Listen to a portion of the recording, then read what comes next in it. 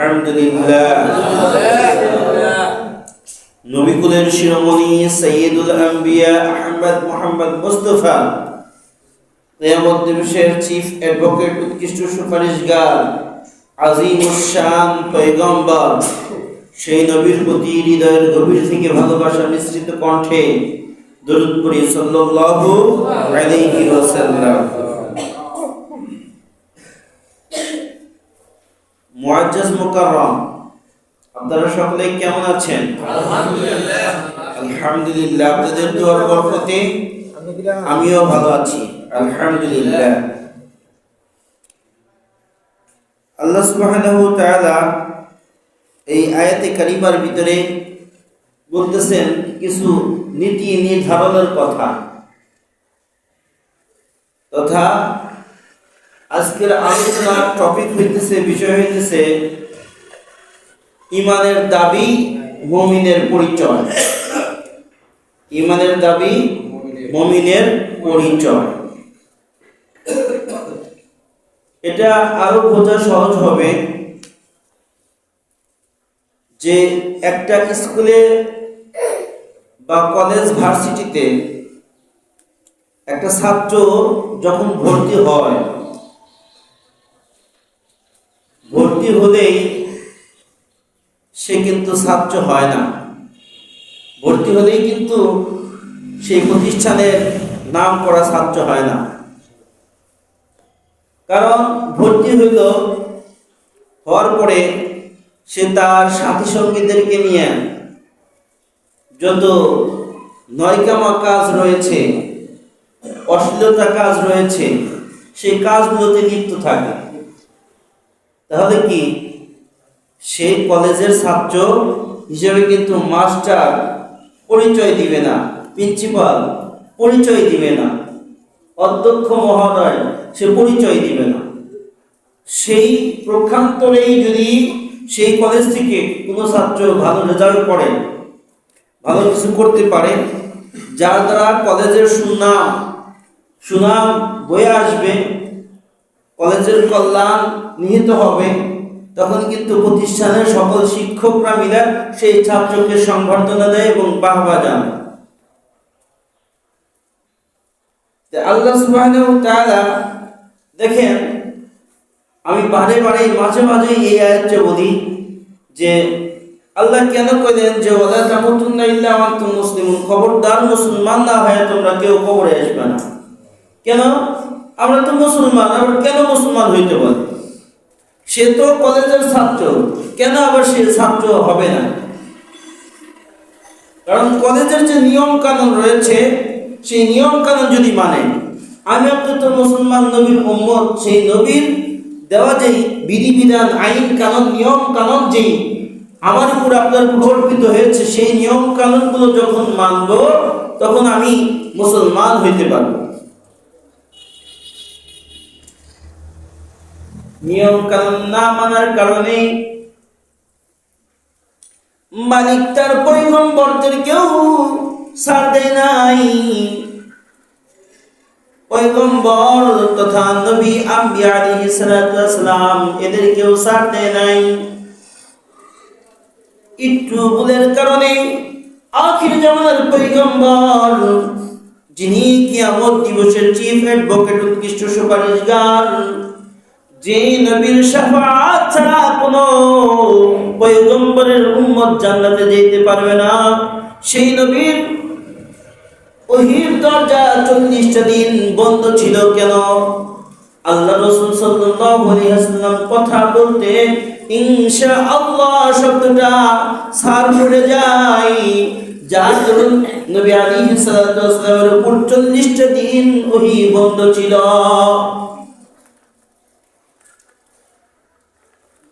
শুধু কি তাই? লক্ষ্য করে দেখেন, এমন একজন পয়গম্বর হযরতে জাকারিয়া আলাইহিস সালাতু ওয়াস সালাম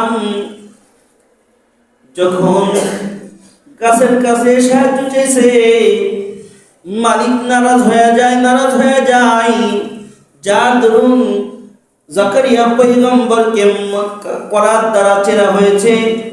যেই গাছের ভিতর প্রবেশ করেছে, সেই গাছটা কাঠুরিয়া কোড়ার দ্বারা চিনেছে, জাকারিয়া পয়গম্বর উহ বলার মতো সুযোগ পায় নাই।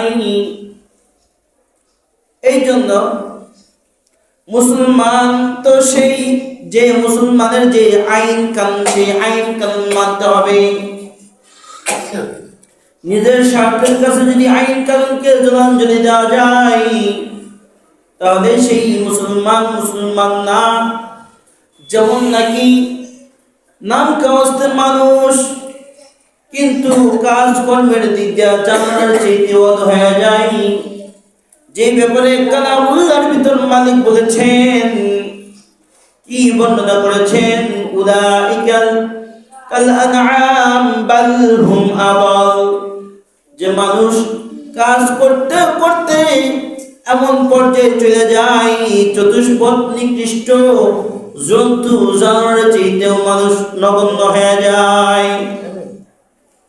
আবার মানুষ একদম ভালো কাজ করতে করতে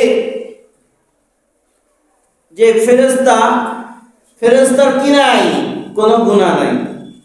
গুনার মতো, গুনাহ করার মতো যে একটা শক্তি, এই শক্তিটা আল্লাহ তাআলা ফেরেশতাকে দেয় না।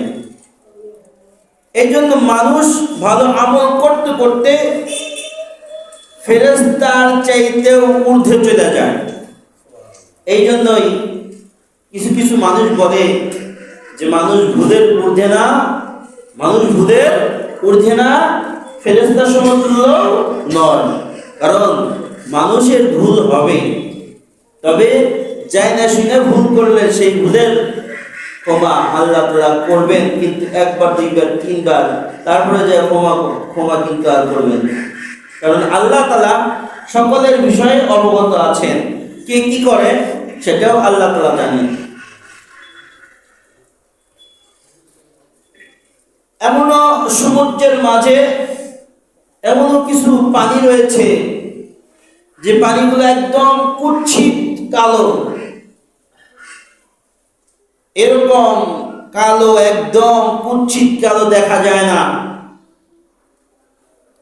সেই পানির নিচে পাথর রয়েছে, সেই পাথরের মাঝে পিপিলিকা কুটুর কুটুর করে খাবার খায়, সেটাও আল্লাহ তাআলা দেখেন, এবং সেই কুটুর কুটুর করে যে চলতেছে, খাবার খাইতেছে, সেই শব্দ আল্লাহ তাআলা শুনতে পারেন। আল্লাহু সামিউন বাসীর, আল্লাহ তাআলা সর্বশ্রোতা এবং সর্বদেখনেওয়ালা। আল্লাহু আলা কুল্লি শাইইন কাদির, আল্লাহ তাআলা সর্ব বিষয়ে সর্বশক্তিমান। এজন্য আমরা যেহেতু মুসলমান, এই আয়াতে কারিমা বা এই সূরাটা নাযিল হয়েছে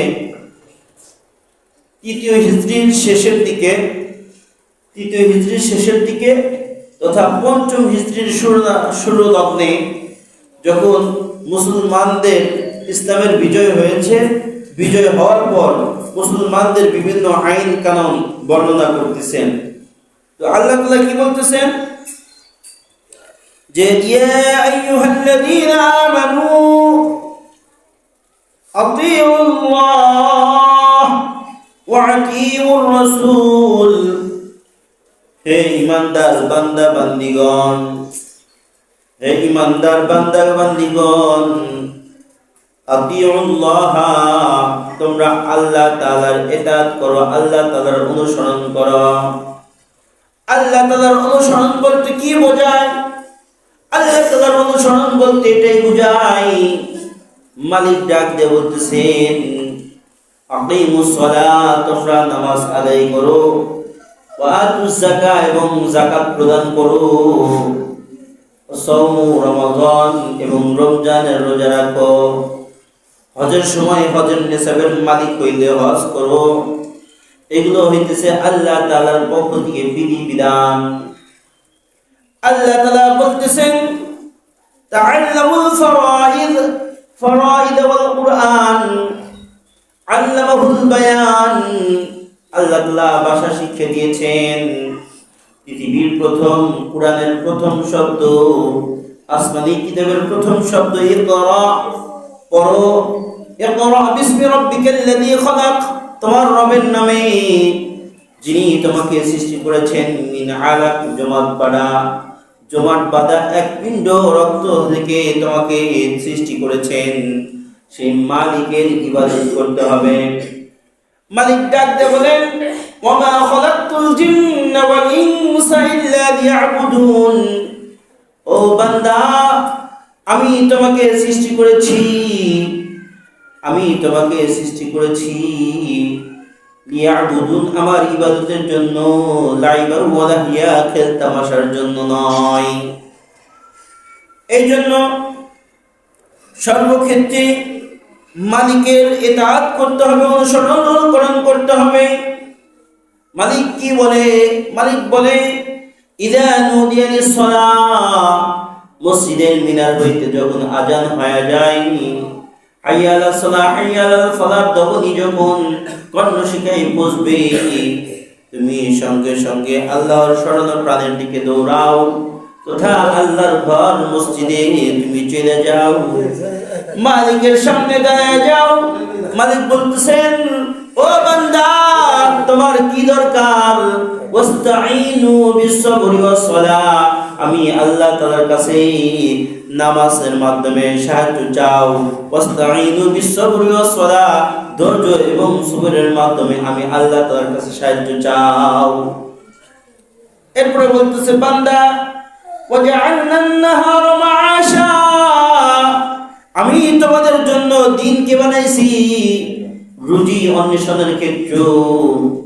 যখন তোমার নামাজ শেষ হয়ে যাবে, فإذا قضيت الصلاة فانتشروا في الأرض وابتغوا من فضل الله, যখন তোমার নামাজ শেষ, সঙ্গে সঙ্গে তোমার রিজিক অন্বেষণের জন্য যে সূর্যের আলো কিরণ রশ্মি দ্বারা পৃথিবীকে আলোকিত করেছি, وجعلنا النهار معاشا, দিনকে রুজি অন্বেষণের ক্ষেত্র বানাইছি।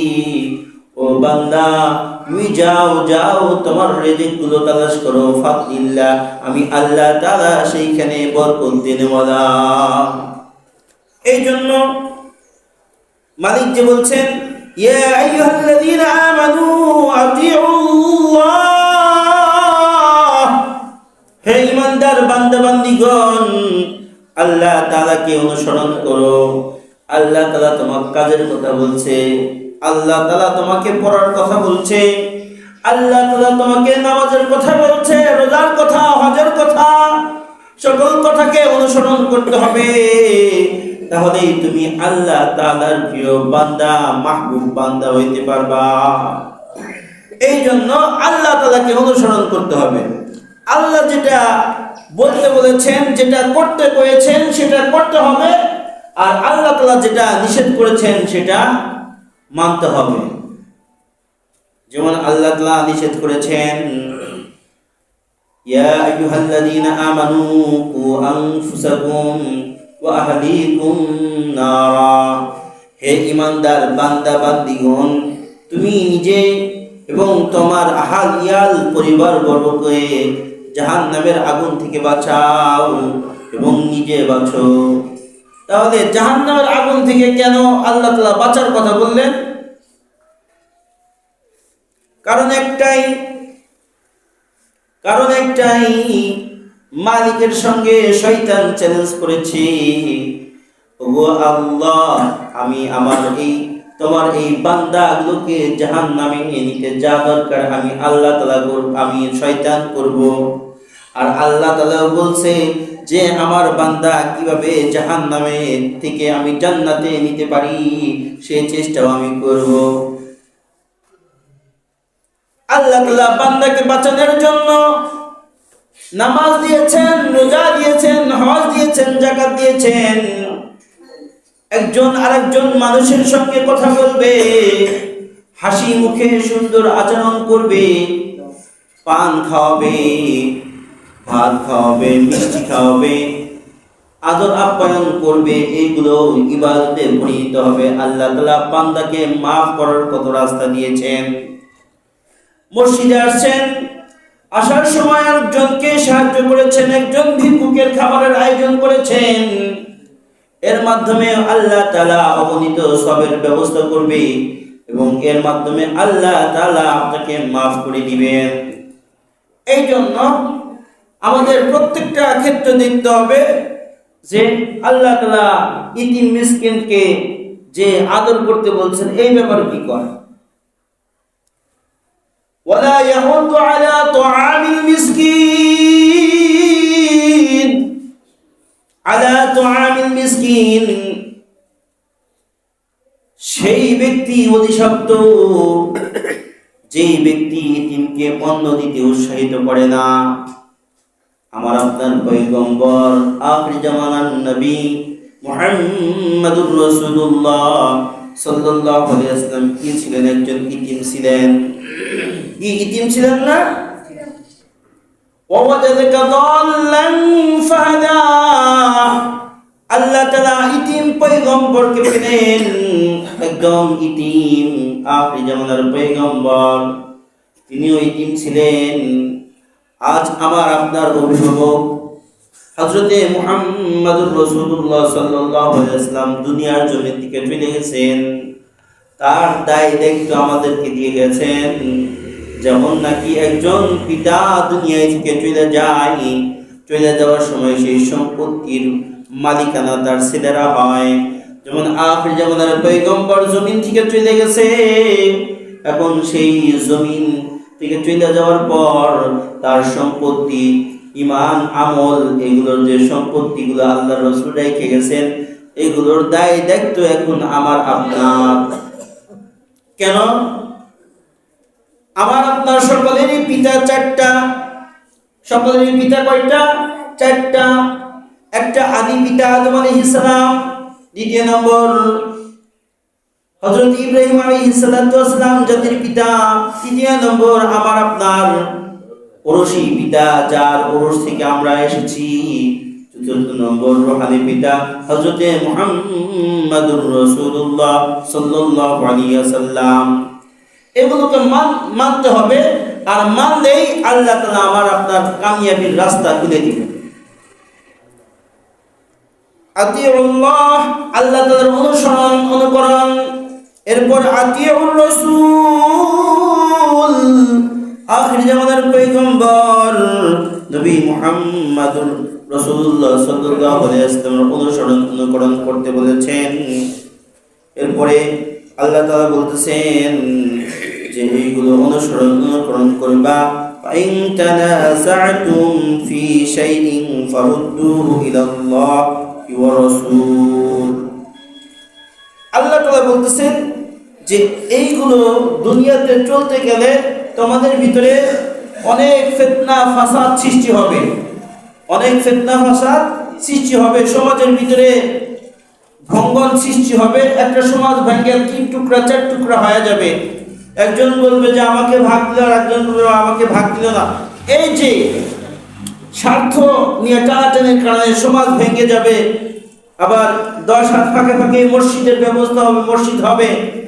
এই যখন এরকম ধরনের সমস্যা হবে, তখন ফারুদ্দুহু ইলাল্লাহি ওয়া রাসূলি, যে তখন তোমরা আল্লাহ এবং আল্লাহর রাসূলের ফয়সালাকে গ্রহণ করবা।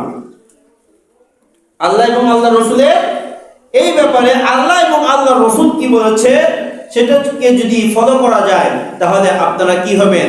কামিয়াবি হয়ে যাবেন। তাহলে আল্লাহ তাআলা আপনাকে আমাকে অবশ্যই কামিয়াবি দান করবেন। আর আল্লাহ তাআলার পয়গম্বর যখন পৃথিবীর জমিন থেকে চলে যান, চলে যাওয়ার পূর্বেই হাদিসের ভিতর বর্ণনা করেছেন পবিত্র জবান নিঃসৃত বাণী যে আমার উম্মত ততক্ষণ পর্যন্ত ধ্বংস হবে না যতক্ষণ পর্যন্ত আমার রেখে যাওয়া সম্পদ তথা কুরআন এবং সুন্নাহ, আল্লাহ রসুলের উপর অর্পিত যে কুরআন আর হাদিস, এটাকে আঁকড়িয়ে ধরবে, ততক্ষণ পর্যন্ত ধ্বংস হবে না। বিগত জুমায় আলোচনার ক্ষেত্রে একটা কথা বলছিলাম, মাজার পূজার ব্যাপারে কথা বলছিলাম। যার দরুন অনেক মুরব্বী আমার উপর ক্ষিপ্ত, আমি এটাও জানি যারা আমার উপর ক্ষিপ্ত হয়েছে তারা আসলে আমাকে ভালোবাসে। তারা আসলে কি আমাকে ভালোবাসে। কেমনে? মা বাবা আদর করে ছেলেকে বলে, এই পাগল এদিকে খাবার খা। আসলে যেই মুরব্বীরা ক্ষিপ্ত হয়েছে তারাও আমাকে ওরকমই ভালোবাসে, যার কারণে তারা আমার উপর একটু চড়া হয়েছে। আসলে তারাই কিন্তু অনেক সময় আমাকে আদর করে বসায় চা খাওয়ায়, পান খাওয়ায়। তারা আসলেই আমাকে ভালোবাসে। আর একটা বিষয় যে আসলে কেউ যদি কারোর প্রতি ভালোবাসা বেশি থাকে, সেই ভালোবাসার ক্ষেত্রে যদি কোনো একটা বিধান আইসা যায়, কোরআন হাদিসের আলোকে যদি এসে যায়, সেটা শুনলে যে হ্যাঁ আমি এতদিন ধরে এটাকে লালন করি বুকে, আর এই কথা বলল হুজুর, এটা রাগা স্বাভাবিক। তবে আপনারা সর্বক্ষেত্রে দেখেন এই আয়াতের ভিতরে বলতেছেন, ফাইন তানাযাতুম ফি শাইইন ফারুদ্দুহু ইলাল্লাহি ওয়া রাসূলি, যে তোমাদের ভিতরে যদি কোনো কিছু নিয়ে মতবিরোধ সৃষ্টি হয়, মতনৈক্য সৃষ্টি হয়, তাহলে সেইগুলোর সমাধান করবা আমি আল্লাহ রাসূল সাল্লাল্লাহু আলাইহি ওয়াসাল্লাম রেখে যাওয়া বিধান, কুরআনুল হাকিম এবং আমার রাসূলের হাদিস, এদিকে তাকাইলেই তোমরা সমাধান পেয়ে যাবে। তো আমি যে কথাটা বলছি এর দ্বারা যারা কষ্ট পেয়েছেন ক্ষমাসুলভ দৃষ্টিতে ছেলে হিসেবে দেখবেন। আর আপনারা এই বিষয়টা নিয়ে কোরআন হাদিস যারা আরো বেশি ভালো জানে সেই বিষয়গুলো নিয়ে আপনারা তাদের কাছে যাবেন। আমাদের কেন্দ্রীয় জামি মসজিদ আছে, ভদ্রঘাট মাদ্রাসার হুজুর আছে, যে হুজুর এই কথা কয়, এই কথাগুলো কি ঠিক কি বেঠিক, এরপরে এসে আমাকে জানাবেন, এরপরে আমার ব্যাপারে ব্যবস্থা নেবেন, আমি ইনশাআল্লাহ নেব। কারণ সাধারণ কথা নিয়ে আর দেখবেন সমাজের ভিতরে আমরা যারা শিক্ষা দীক্ষায় কম, এরকম ধরনের মানুষের মাধ্যমেই সমাজের ভিতরে উশৃঙ্খলা এবং মারামারি, হানাহানি, কোন্দল সৃষ্টি হয়। আর এরকম কোন্দল হবে, আর এটা মিটানোর জন্যই এই কোরআন এবং হাদিসের ব্যবস্থা আল্লাহ তাআলা করেছেন। এই কোরআন আমাদের আজীবনের সাথী। এই জগতেও কোরআন আমার আপনার বন্ধু, ওই জগতেও আমার আপনার বন্ধু হয়ে থাকবে। তবে এই কোরআনকে মানতে হবে, বুঝতে হবে। আর কোরআনের দিকে যখন কথা আসবে সেই কথাগুলো আমাদের কারো গায়ে লাগবে, কারো গায়ে লাগবে না। এই জন্য ভাই দোস্ত বুজুর্গ, আশা রাখি আমরা এই কথাগুলো অনুকরণ করব। বিশেষ করে আল্লাহ এবং আল্লাহর রাসূলকে সর্বক্ষেত্রে প্রাধান্য দিব। যেগুলো সমস্যায় দেখব সেই সমস্যায় আমরা একটা কথা বলবো যে এই ক্ষেত্রে এই বিষয়ে আল্লাহ এবং আল্লাহর রাসূলের কি কথা, এটাকে যদি আমরা স্মরণ করতে পারি তাহলে আমার আপনার যেই মনের ভিতরে অশান্তির অগ্নিল্লা বাসা বেঁধেছে সেগুলো দূর হয়ে যাবে ইনশাআল্লাহ। আল্লাহ তাআলা আমাকে আপনাকে সকলকেই বুঝে শুনে আমল করার মতো তৌফিক ইনায়াত ফরমান। আমিন।